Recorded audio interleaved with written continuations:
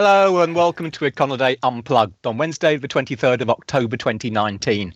Some 312 years to the day that UK Parliament met for the very first time, and it feels like Brexit has been going on for almost as long.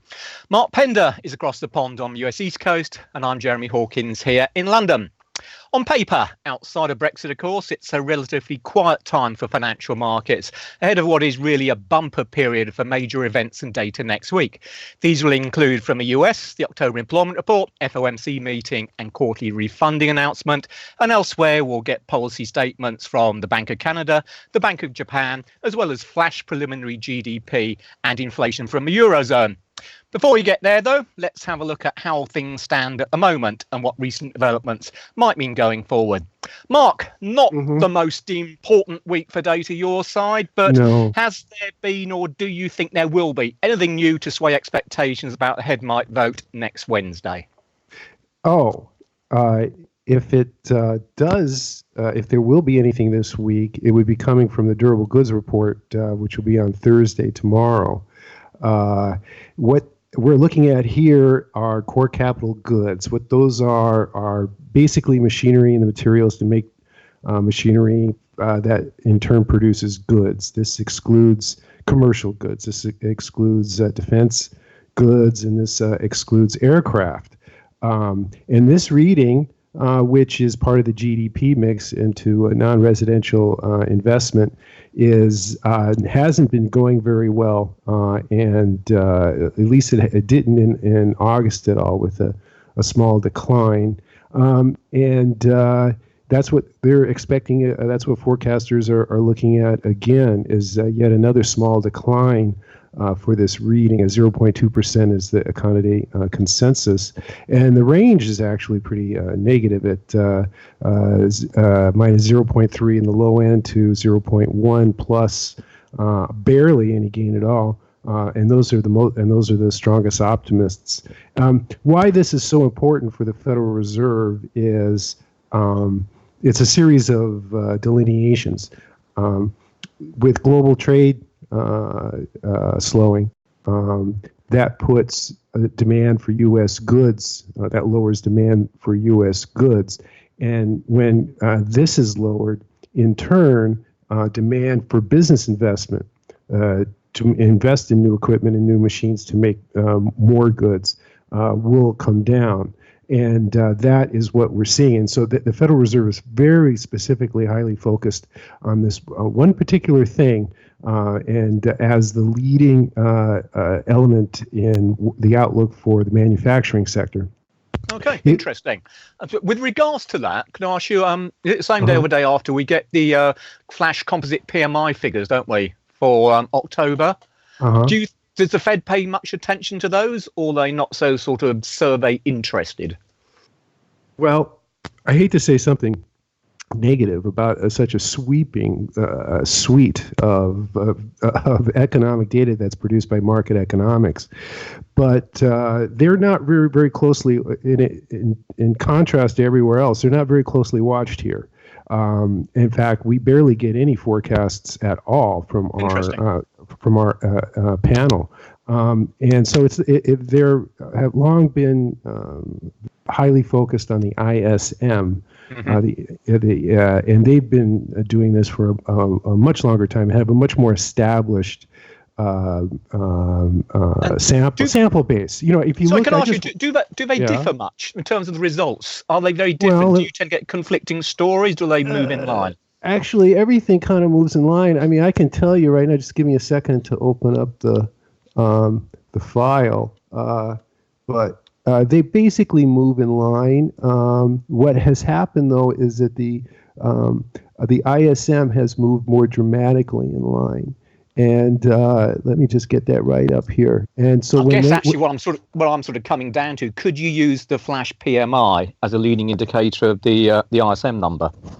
Oh, I see, because it comes out a week Yeah, I ahead. just wonder if there's Flash. any kind of correlation Yeah, there. you could, but it wouldn't work in the last several months. No. I'm looking at it right now. Markets number has basically leveled out at the 50.6 through the summer, and then coming up to 51.1. That is going in the opposite direction of the ISM, which hit a multi. I don't even know. I forget how many years. The 47.8 reading that we saw for September. That was not anticipated at all by the market's PMI, but it was kind of indicated by core capital goods.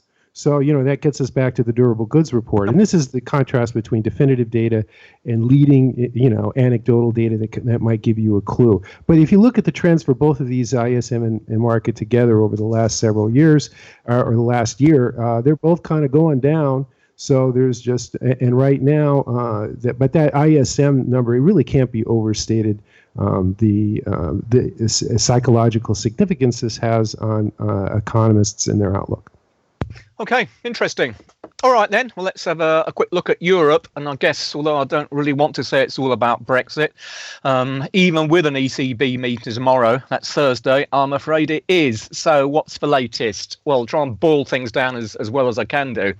UK Parliament, then, has finally accepted a Brexit proposal for the first time since the Brexit button was pressed back in March 2016. And that's quite an achievement for Prime Minister Johnson, and it's certainly more than his predecessor, Theresa May, ever managed.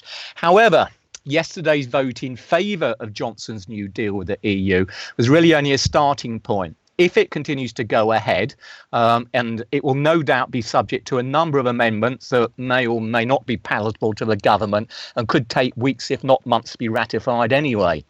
Moreover, the Prime Minister, who is still quite clearly desperate to get Brexit delivered by October the 31st, the current Brexit deadline, proposed, what was ultimately a ridiculously short timetable for the House of Commons and the House of Lords to debate his bill.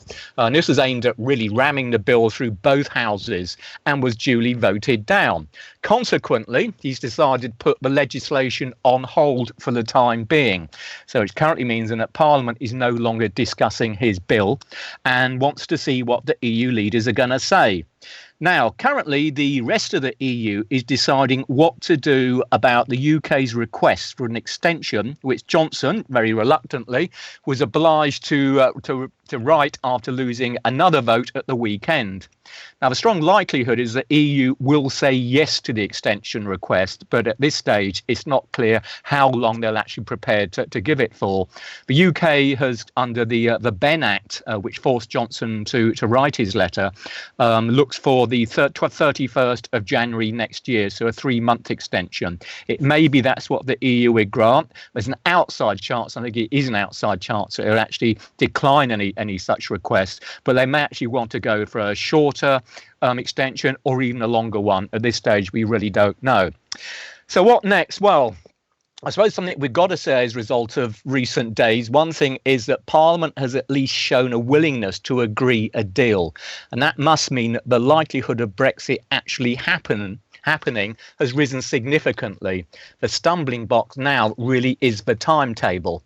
Now, the government is concerned that were there to be a long delay, so effectively, let's say, a 3-6-month extension or even longer than that will give the opportunity for a possible string of amendments from the opposition parties that might lead to yet further extensions, slow down the whole process even more, and ultimately just leave the existing bill, on its own to die its own death.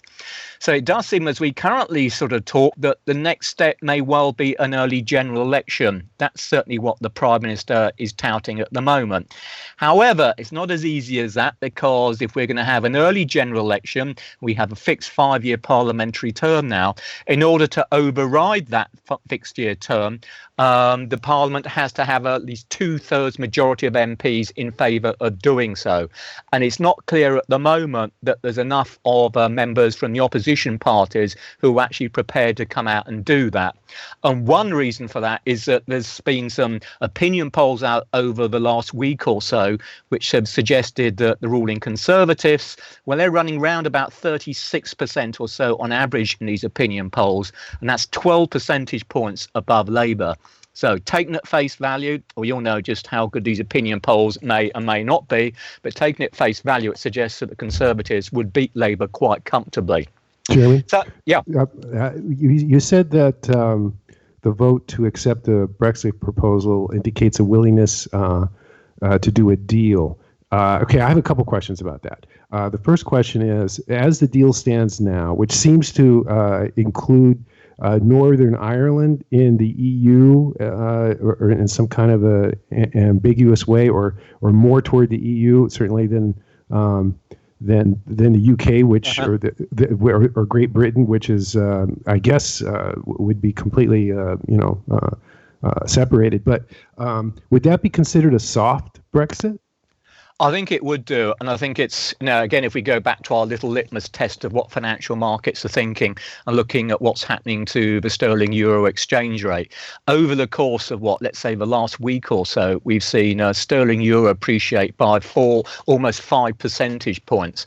And that's really on the assumption that as these various votes and debates and developments have taken place, markets have become increasingly, I might say convinced, but increasingly happy with the idea that it's much more likely we're going to see some kind of Brexit deal, and a deal which leaves them quite content with the way the economy could perform afterwards, and that means a soft deal. So I think as things currently stand at the moment, you've got to say yes, it looks like quite a soft Brexit. Well, how big is a piece is Northern Ireland economically? Economically, it's just a few percentage points, but of course the whole point here is the politics. It's not the economics. What the worry is here that we could see, well, the whole point of the so-called dreaded backstop, as it was so called, was to prevent any kind of barrier coming between Southern Ireland and Northern Ireland. It goes back to the Good Friday Agreement and trying to ensure that they maintain peace across the island of Ireland. Mm-hmm. The danger has always been, of course, that ultimately, because Northern Ireland is part of the United Kingdom, were the UK to leave the European Union, then the Northern Ireland would leave the European Union, but Southern Ireland would still be part of it. So necessarily that would suggest that there should be some kind of borderline then between Southern Ireland and Northern Ireland. But there's really not going to be a hard border here under this plan that's been accepted. There's not. That's right. I mean, under Johnson's plan, Northern Ireland would lead the EU's customs union alongside of the rest of the UK at the start of 2021. But it would continue to apply EU legislation relating to things like agricultural and other products. And this arrangement could then, in theory, continue indefinitely. But has to have the consent of Northern Ireland. That sounds infinitely complicated and contradictory on the surface. Right. It's not going to be easy. And one of the worries about it is just how feasible it is. Now, the idea is that implicit, within this, there's going to be some kind of boundary checks between Northern Ireland and Southern Ireland. But the view is that these checks effectively are going to be made well away from the border. And indeed, ultimately, it kind of means that there's going to be a sort of border between Northern Ireland and the rest of the UK. Mm-hmm. And this is something that Northern Ireland are hugely unhappy about. And crucially, it's one reason why the DUP, the Ulster Unionists, are absolutely furious with Boris Johnson coming up with this proposal. So this proposal may be, okay as far as the rest of the European Union is concerned, but for Northern Ireland, which very much want to remain completely tied to the rest of the UK, it's seen as putting them very much on the back seat and treating them as almost like a secondary nation. Can we lurch into politics about this, which ultimately is interesting as well? Is Scotland, when they look at Northern Ireland, Scotland voted against Brexit. Correct. Right? And now they're going to be, from their point of view, perhaps suffering because of Brexit. Yet they look at Northern Ireland and they're going to see someone that's suffering less. Is that a valid way to look at it? It is, and I think there's an awful lot of Scottish nationalists at the moment who are a bit like, some people on Northern Ireland side are extremely unhappy with what's going on. The way things stand at the moment, Northern Ireland will still have, if you like, a very soft border with Southern Ireland. But for the likes of Scotland, of course, as part of the rest of the UK, it will no longer be part of the European Union and will have effectively a border with Ireland now. So they're worried about a loss of competitiveness there. there. And indeed, something which has become more and more apparent as this long process of Brexit has continued to evolve is that it seems that there's almost certainly going to be another independence referendum for Scotland. So is this Brexit thing an England-centric thing at the expense of Scotland and Ireland?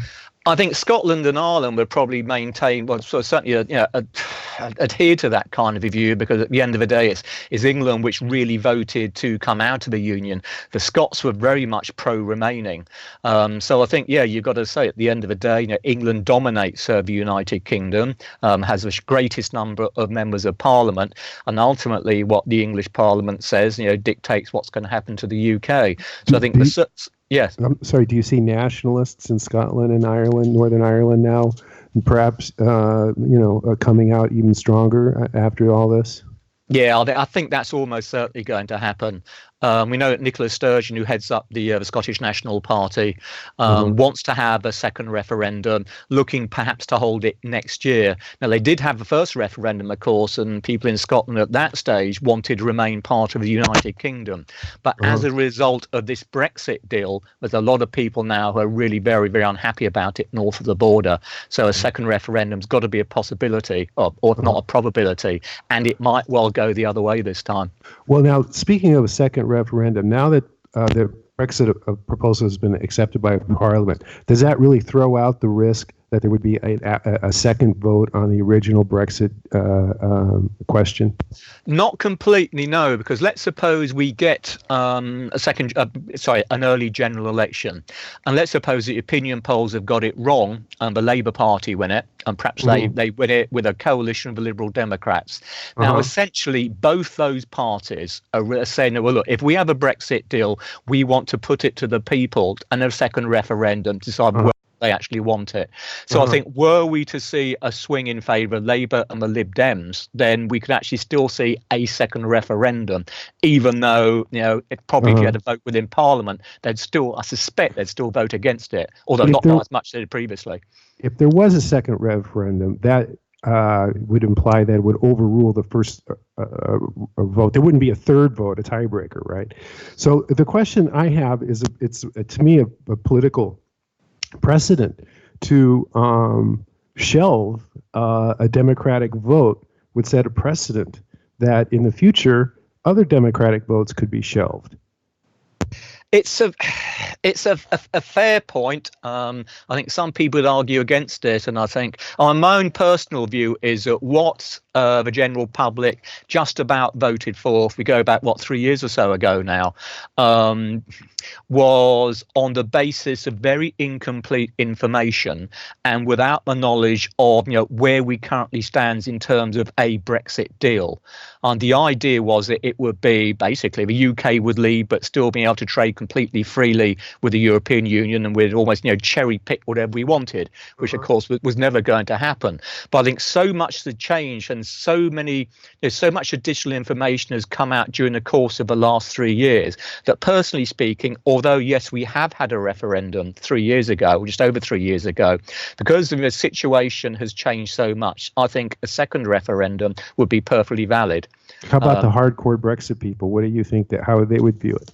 Oh, well, they would be completely cheesed off. I mean, their view is that we voted for Brexit, we want Brexit, where is Brexit? But I suspect, it's interesting, if you look at the opinion polls, I think, by and large, I think the underlying story is that if we were to have a second referendum tomorrow, probably the Remainers would win it. But they would win it by perhaps a tighter margin as the Brexiteers won it last time round. So essentially the country is still, to all intents and purposes, split down the middle. What about those street demonstrations we're seeing with the Remainers last week? Are the Brexit people getting out in the street at the same numbers? Is it just because it's London that you're seeing this Remainer? I think that's a fair point. Certainly London, because London is very much pro-Europe. It's the financial centre of the UK. For people working in the financial industry, access into the European markets is hugely important. So it's no big surprise that London voted to remain. And yes, it does mean, because we've got the Houses of Parliament sitting on just over the north side of the River Thames in Westminster, it's going to be surrounded more likely by Remainers is going to be Brexiteers. But it's got to be said, there's a lot of very unhappy Brexiteers sitting up in, I don't know, the likes of Yorkshire and the northern counties who clearly want to be out of the European Union. So I think, probably the media coverage has focused more on the Remainers because there's more of them down south. But at the end of the day, so the country really is still very much split. Okay, good old Brexit. Watch this space, as they say, because it certainly ain't over yet. What else should we be mentioning, if anything? Probably not that much. I think the big stuff is going to be next week. Next week is a clobber, man. It's a huge one. It is. Excellent. Yeah. Looking forward to that. All right. Okay. Well, we'll let people get ready to tune in for next week's exciting instalment then, when we have, say, a whole load of stuff hitting the proverbial fan. So let's end it there. As ever, from Mark and myself, thanks very much for listening. Do keep an eye on the Econoday's global economic calendar to keep up to date with what is going on, and we'll be back next week for the big one. Bye for now.